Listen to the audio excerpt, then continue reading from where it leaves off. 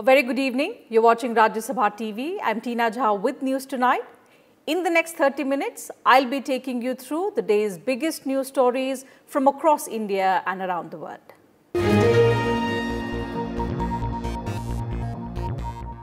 COVID-19 infections in India have crossed 32 lakh. Over 67,000 new cases and more than 1,000 deaths have been reported in the last 24 hours from across the country. The nationwide death toll is nearing 60,000. But the good thing is that the recovery rate in the country is now over 76%. India's COVID-19 tally rose to 32,34,000 with 67,151 more people testing positive for the infection in a single day. Recoveries have surged to 24,67,000 and exceeds the active cases of the infection by 3.5 times, pushing the coronavirus recovery rate to over 76%. Active cases stand at over 7 lakh. Death toll from the disease is nearing 60,000 with 1,059 new deaths reported in a span of 24 hours. Maharashtra, Tamil Nadu, Andhra Pradesh, Karnataka and Uttar Pradesh are the 5 states that reported the highest increase in the last 24 hours. Apart from the top 5 states, West Bengal is reporting 3,000 new cases every day on an average, Odisha close to 2,700 daily cases, and Telangana and Kerala are reporting close to 2,000 new cases every day on an average. Meanwhile, Delhi, which was the first major COVID-19 hotspot in the country to have successfully controlled the outbreak last month, is witnessing a fresh surge in cases. The national capital recorded 1,544 new cases and 17 deaths on Tuesday. It was the first time in the last 40 days that the number of new infections crossed the 1,500 mark. The national capital has over 1,64,000 cases and 4,330 deaths. At 1.85%, the case fatality rate in India is one of the lowest in the world, but India is reporting 920 deaths on an average every day. The death rate varies in states and is higher than the national average in Gujarat, Maharashtra, Punjab, Delhi, Madhya Pradesh, West Bengal and Jammu and Kashmir. Focus on testing continues and the country has tested over 3,76 lakh samples so far, averaging 27,283 tests per million. India's test positivity rate has also declined from early August, but at 8.58%, it still remains higher than the WHO approved 5%, indicating the spread of the virus. India is the country with the third highest coronavirus caseload in the world after the United States and Brazil. For the last 22 days, India has seen the highest number of daily cases of COVID-19 in the world, according to the World Health Organization. Bureau Report, Rajya Sabha TV. Globally, COVID-19 cases have surpassed 24 million. The death toll due to coronavirus exceeded 8.2 lakh on Wednesday. The United States tops the global tally with total cases nearing 6 million and deaths over 1,82,000. Despite the surging cases, students are returning to campuses over the past week. Several universities have already reported COVID-19 cases following the resumption of in-person learning. Brazil had over 47,000 cases in the last 24 hours. Its total cases crossed 3.66 million. Argentina had a record daily spike in cases and deaths on Wednesday with 8,713 new cases and 381 deaths. Its caseload is over 3.5 lakh with 7,366 deaths. Chile surpassed 4 lakh coronavirus cases even as the country is easing lockdown measures. Cuba has started human clinical trials of a potential COVID-19 vaccine. The vaccine, called Sovereign 01, is being developed by its state-run Finlay Institute. The country has seen 91 deaths out of 3,717 confirmed cases so far. Hong Kong reported its first confirmed case of COVID-19 reinfection. So the patient is a 33-year-old man who was initially diagnosed with COVID-19 in March, and it's a local case in Hong Kong. And then the patient subsequently in August, which is 4.5 months later on, when he returned to Hong Kong from Spain, via London, he was diagnosed again to have a second infection of COVID-19. 2 European patients were also reinfected with COVID-19, raising concerns about people's immunity to the virus. One case is confirmed in Belgium and another in the Netherlands. The World Health Organization has downplayed the possibility of COVID-19 reinfection. The other important thing to note is the numbers are very, very small. So this is one documented case in over 23 million, and we will probably see other documented cases, but it seems to be not a regular event. We would have seen many more cases. Meanwhile, many countries continue to face a resurgence of infection. In South Korea, the daily caseload rose above 300 in just 3 days.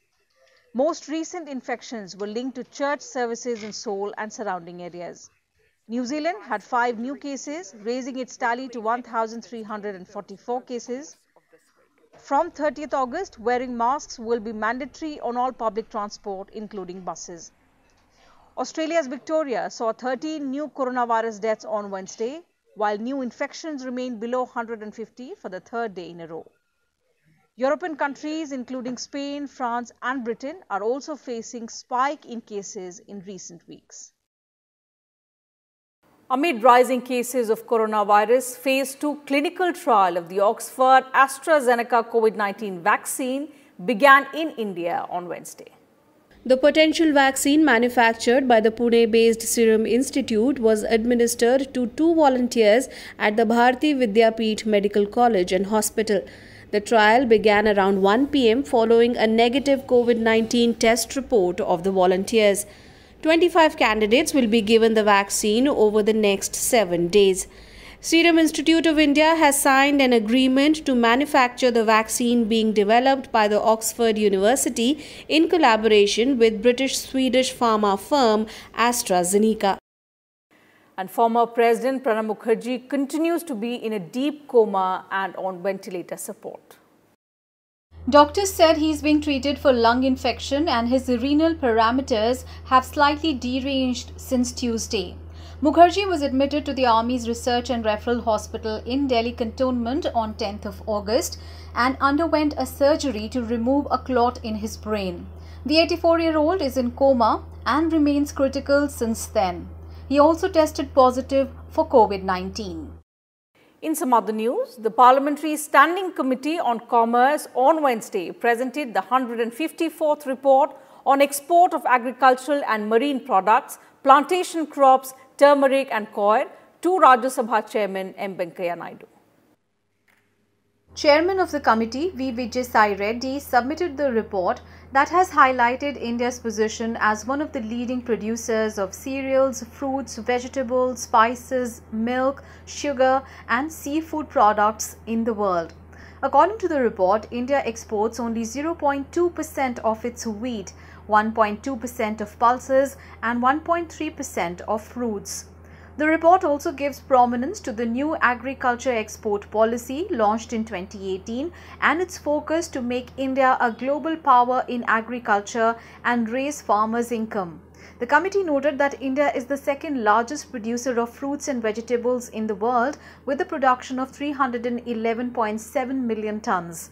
Indian dairy market is among the fastest growing market in the world. The report highlighted that the country exports only 10% of its tea production. The panel recommended exploring prospects for permitting regulated foreign direct investment in the tobacco sector and to establish export-only tobacco farms to boost tobacco export. It also appreciated the role of agro-rural based coir industry in generating employment, especially amongst the female workforce. Besides, the committee called for research and product development to improve the quality and yield of marine products. The report was adopted by the committee at its meeting held on 27th of July 2020. A detailed report has been submitted to the Honorable Chairman of Rajya Sabha, and we have visited Vijayawada,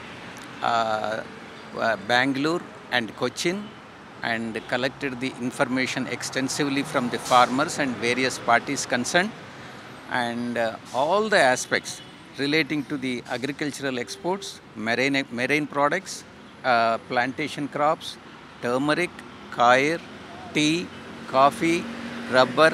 All the data has been collected and extensive report has been submitted. The Joint Parliamentary Committee on Personal Data Protection Bill 2019 met on Wednesday to discuss issues related to the bill with representatives of NASSCOM.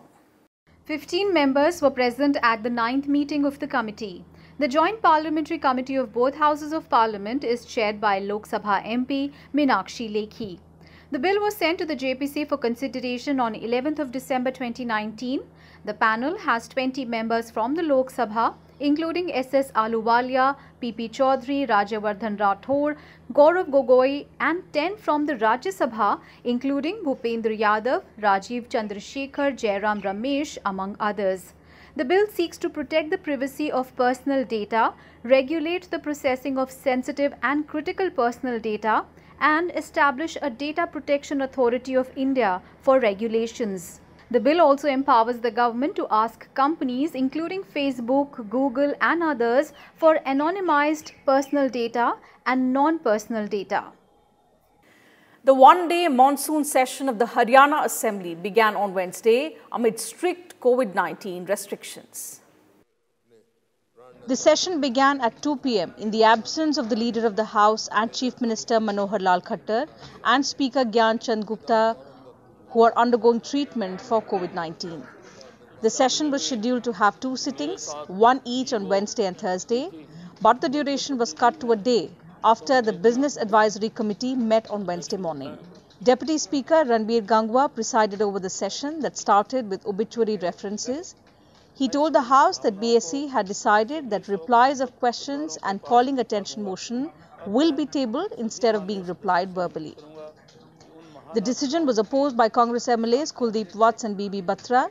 The question hour was waived with no discussion on calling attention motions. Only written replies were tabled for listed questions. The issue of holding NEET JEE exams was also raised in the House. State Education Minister Kanwar Lal said the Khattar-led BJP government will make appropriate arrangements to ensure that exams are held smoothly. On the second day of the 4-day monsoon session of the Chhattisgarh Assembly, the issue of rising number of COVID-19 cases was taken up in the House. The opposition also moved an adjournment motion on the same. The opposition accused the Bhupesh Baghel's government that the state has not been able to tackle the COVID-19 situation. Responding to the allegations, State Health Minister T.S. Singhdeo said that preparations were made before the cases related to coronavirus came out. The Health Minister added that there was no delay in timely testing and screening of COVID patients. The opposition also sought a reply from Chief Minister Bhupesh Baghel on the appointment of parliamentary secretaries. In response, the Chief Minister termed the discussion unnecessary. The issue of purchase of low-quality paddy and maize seeds was also raised by Leader of Opposition Dharamlal Kaushik. Replying to the query, State Agriculture Minister Ravindra Chaubey assured the House that action will be taken against companies selling poor-quality seeds. The National Testing Agency has confirmed that the JEE main and NEET examinations will be conducted as per schedule. The NTA released the admit cards for NEET on Wednesday. Over 15.97 lakh candidates who had registered to appear in the medical entrance exam can download the hall ticket through the website www.ntaneet.nic.in. NEET will be held on 13th of September, while JEE Mains is to be held between 1st to 6th of September.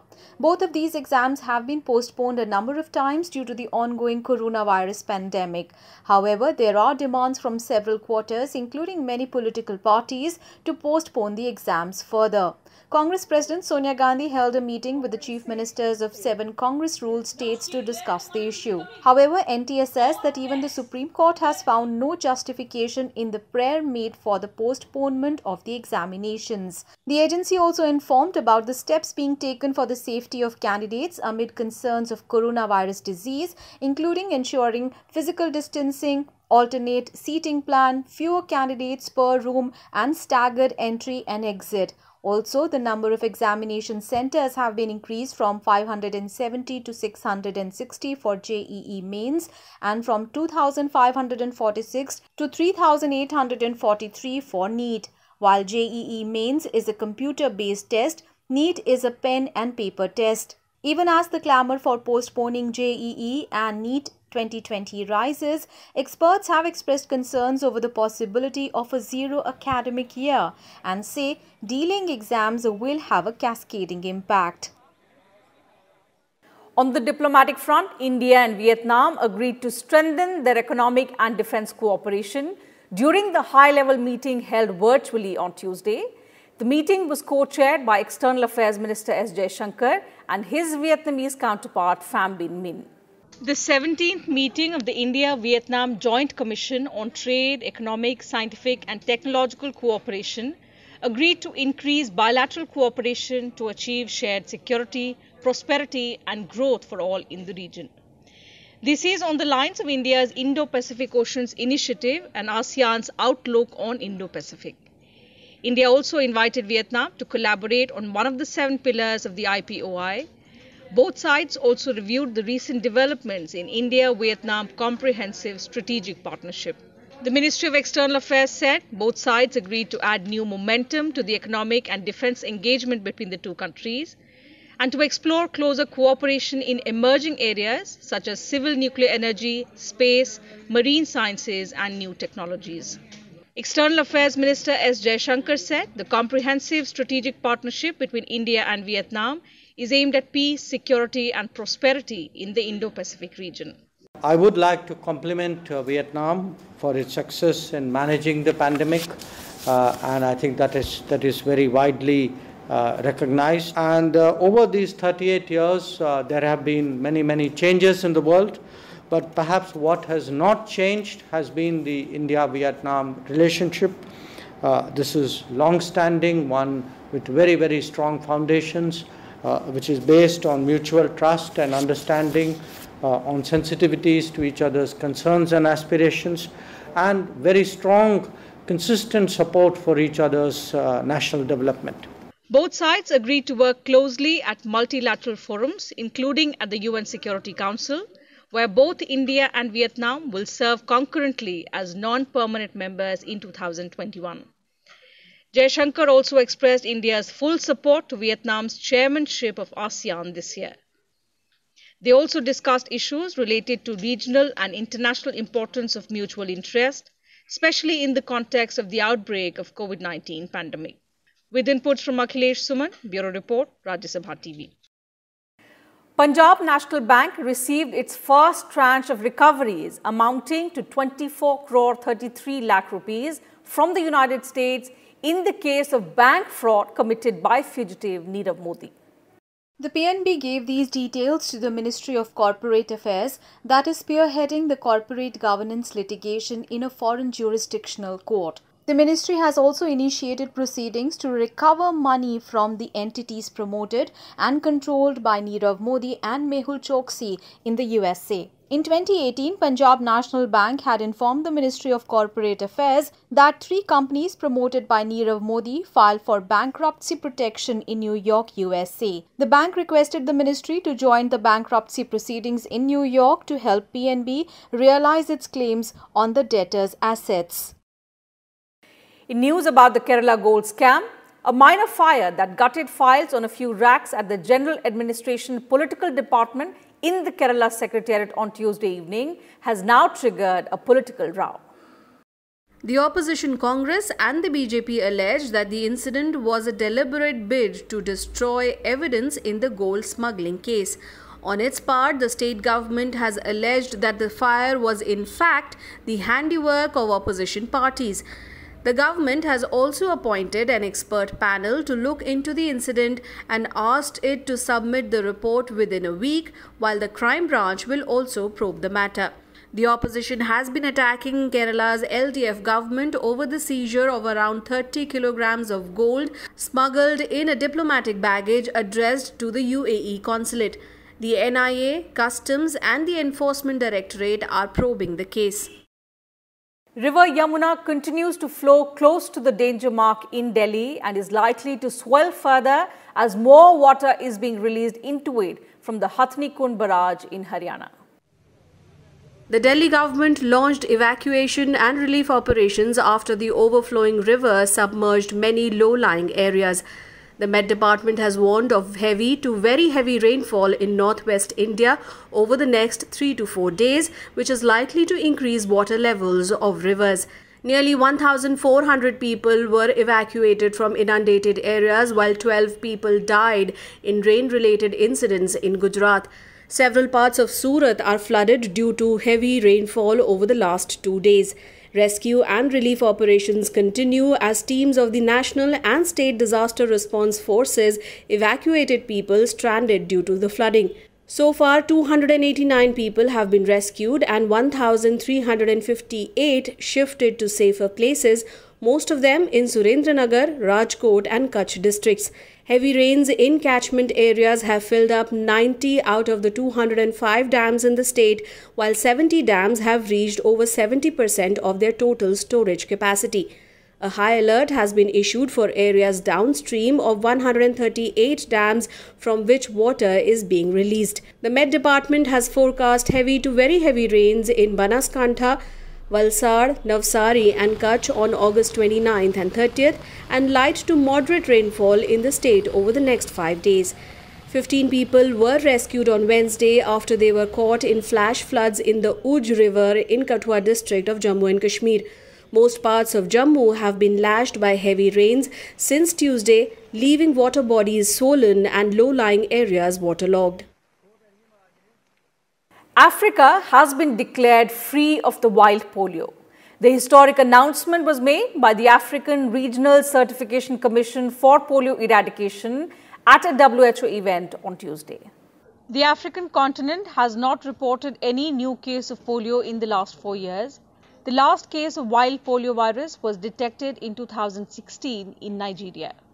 The declaration now leaves Pakistan and neighbouring Afghanistan as the only countries to still have the wild polio virus. The World Health Organization called it a momentous milestone for Africa and a historic public health success.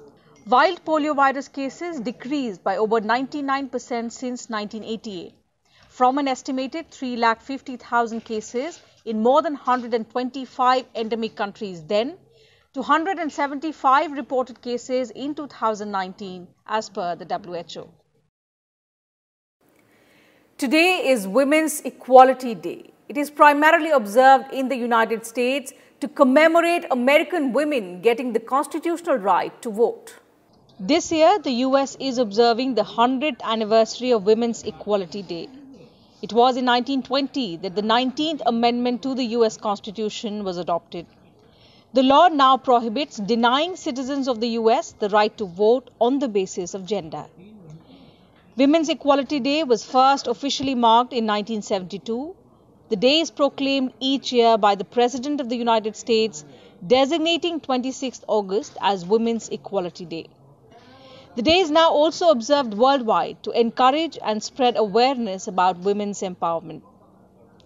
Information and Broadcasting Minister Prakash Javadekar greeted the entire female community on the occasion of Women's Equality Day. In a Twitter message, he paid tribute to their indomitable courage and reiterated the government's commitment to ensure respect, equality, security, equal participation and empowerment of women. The Twitter handle Man Ki Baat Updates, where Prime Minister Narendra Modi's Sunday radio interactions are posted, put up a video of portions of the Prime Minister's Independence Day speech on the achievements of Indian women. Prime Minister Narendra Modi on Wednesday shared a video of the iconic Sun Temple at Modhera in Gujarat on Twitter. With water cascading down the steps of the temple and the river Pushpavati in the backdrop, the temple showcases the architectural legacy of the Solanki rulers. We leave you with the video shared by the Prime Minister that has enthralled netizens. Thank you very much for your time. Good night and take care of yourselves.